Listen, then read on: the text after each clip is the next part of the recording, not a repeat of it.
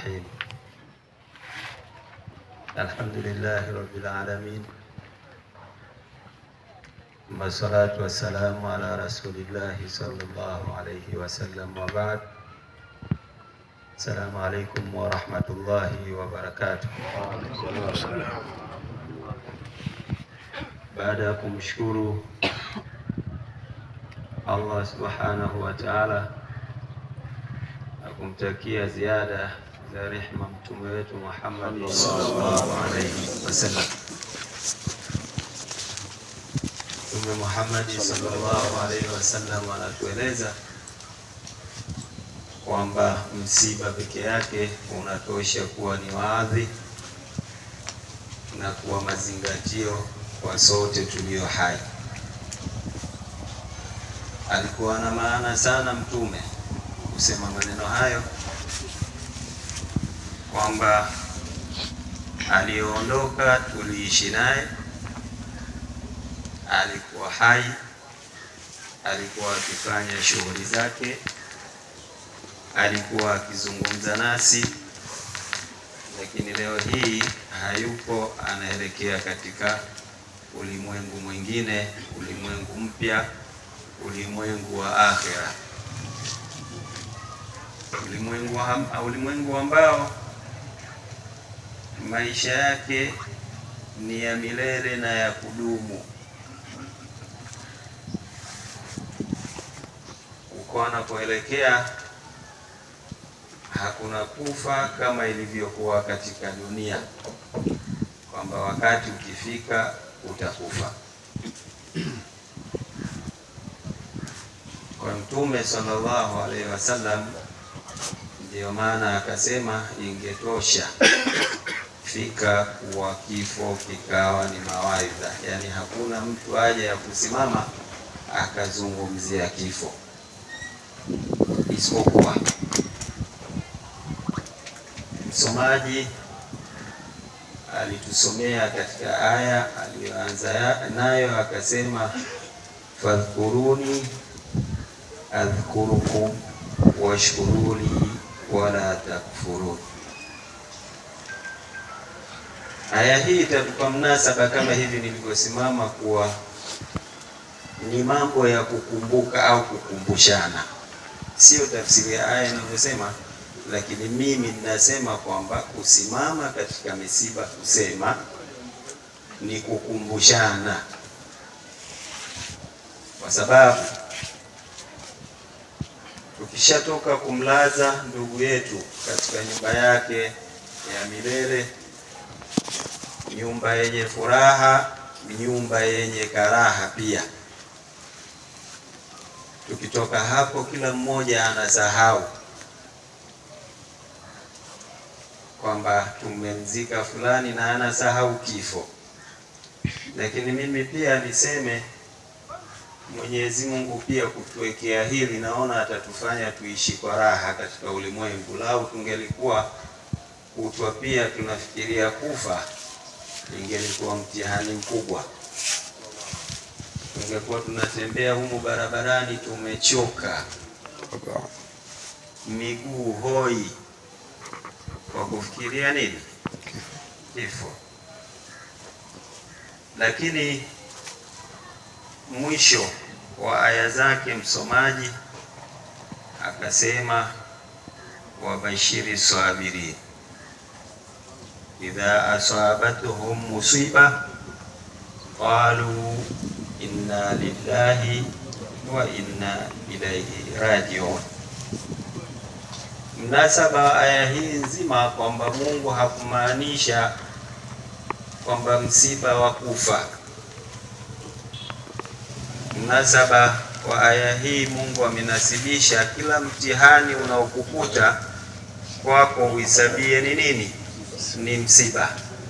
Lakini kwa sababu tuko katika msiba wa kuondokewa na mtu, kwa mnasaba wake utasimama pale pale, kwamba tunaambiwa au ameambiwa Mtume wabashirie kuwa na subira wale ambao watakaotokewa na msiba.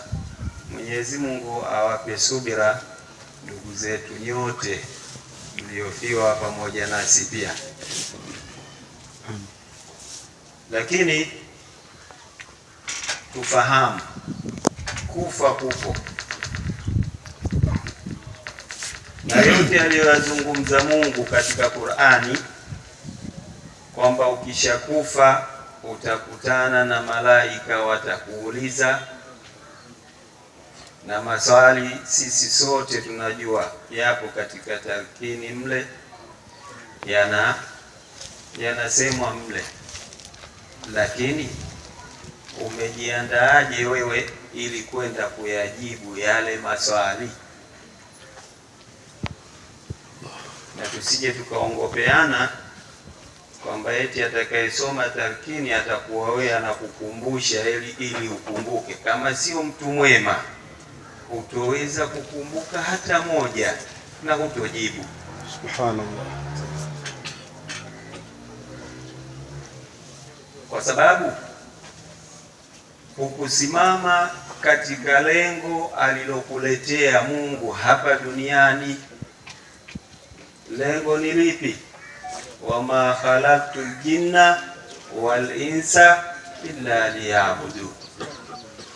Hilo ndio lengo. Kwa Kiswahili tafsiri yake Mwenyezi Mungu anasema sikuumba watu na majini isipokuwa wafanyaje? Waniabudu. Sasa wewe umeumbwa ukaingia katika ulimwengu, kazi yako unauza mchele tu asubuhi mpaka jioni. Kazi yako wewe bodaboda tu asubuhi mpaka jioni. Allah. Kazi yako kuchuuza samaki tu baharini, au kupanda boti uende ukavue, shamba asubuhi kulima. Yani hukumbuki kwamba Mungu ameniumba kwa sababu gani? Nifanye ibada. Sasa ikiwa lengo ni hilo la Mungu, alafu wewe ukaja kufanya shughuli nyingine, jiwafika kuwa ile tarakini inayokukumbusha wa marabuka hutoweza kujibu, kwa sababu Mungu wewe hukumtaka, na yale aliyokuumbia hukuja kuyafanya.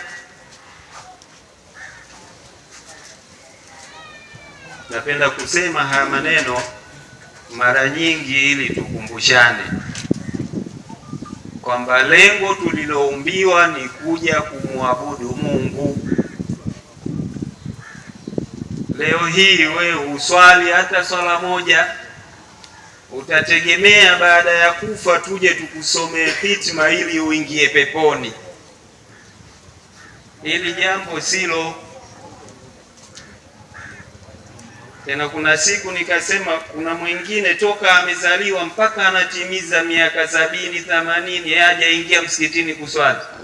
Siku anaumwa na kujisikia kuwa anakwenda akhera, ataacha na usia, mnisomee hitima 3 siku 3 nzima msiache. Umetanguliza nini? Allah. La kheri lipi wewe umelitanguliza kule kwa Mungu? Uliswali wewe hata swala moja? Ulifunga? Ulikuwa na pesa za kwenda hija? Ulikwenda? Ulikuwa na pesa za kutoa zaka? Ulitoa? Niseme mimi sio mpinzani wa maulidi, sio mpinzani wa hitima. Haya ndiyo mambo yetu, na tuna itikadi sisi yanafaa na thawabu zinafika, lakini ifike wakati tuambizane ukweli. Usiposwali hivi, Qur'ani hii tunayoisoma kwa mara moja itakwenda kukufutia wewe makosa yote ya miaka yako 40 50 kwa Mungu.